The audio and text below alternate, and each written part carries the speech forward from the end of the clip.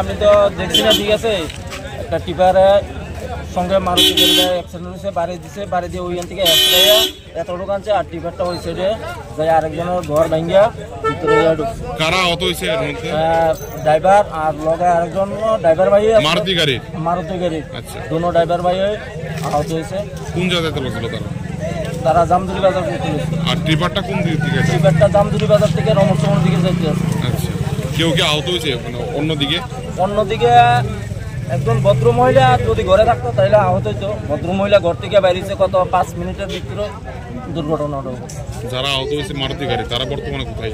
তারা এখন fire service লয়ে গেছে ডিস্ট্রিক্ট হসপিটালে। কোন জায়গায় হয়েছে ঘটনাটা? ঘটনাটা বৈষ্ণবী চর। কটার সময় ঘটনাটা? কতক্ষণ? 40-45 মিনিট।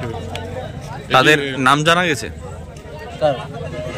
মারুতি গাড়ি একজনের নাম হয়েছে মহরণ মিয়া, আরেকজনের নাম রূপন দেবনাথ।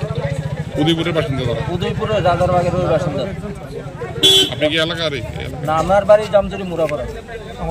আমার স্ট্যান্ডার্ড ড্রাইভার বাইরে।